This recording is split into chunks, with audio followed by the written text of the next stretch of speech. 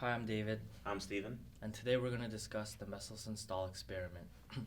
So, after Watson and Crick had discovered the double helix shape of DNA, two people named Matthew Meselson and Franklin Stahl decided to test their hypothesis about DNA being semi-conservative.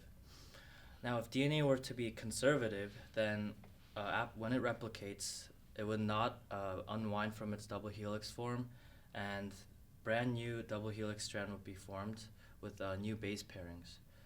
If DNA were semi-conservative, just like Watson and Crick predicted, then the double helix form would unwind, and each half strand would replicate its complementary strand into two new hybrid strands. If DNA were dispersive, then parts of its parent DNA, usually 10 to 15 nucleotides, will be dispersed throughout the new daughter DNA strands. So on to the experiment that Meselson and Stahl actually did. So what they did was they took E. coli and they had it cultured in N15, which is a type of heavy nitrogen medium. When they did this, they let it sit for a generation to ensure that the E. coli had fully taken in the medium and it could be located through a centrifuge. The next generation, they moved the E. coli to an N14 or light nitrogen medium.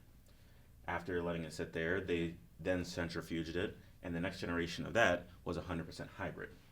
Hybrid meaning that one strand was N15, heavy nitrogen, the other was N14, light nitrogen. As the experiment continued on, they would continue to breed it in the same N14 or light nitrogen medium. They would go from generation 2 to 4 and discover that as it went on, there were still hybrid strands and there were also still N14 strands. So, this is the actual data for the experiment on the side. So you can see in Gen 0, which was the original, you had the N15 at 100% because it hadn't been in the light nitrogen medium yet. After being exposed to light nitrogen medium, you had it at 100% hybrid where one strand was light, one strand was heavy. The next generation, it split off 50-50. One hybrid, one light nitrogen. The next generation, it split further, 25%, 75% hybrid light nitrogen. And the fourth generation that they did was 12% to 88%. And this was all cultured in centrifuge to see that the hybrid would sink further down the centrifuge while the light nitrogen would stay further up.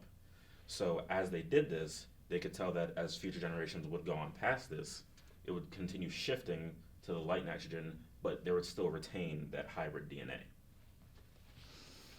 So as you can see, with the obvious results, Watson and Crick were indeed correct with their prediction of DNA being semi-conservative. For example, generation 0 to 1, 100% of generation 1's DNA were hybrid, meaning that the one half of the strand was heavy nitrogen while the other half was light nitrogen. So that confirms and concludes the Meselson-Stahl experiment.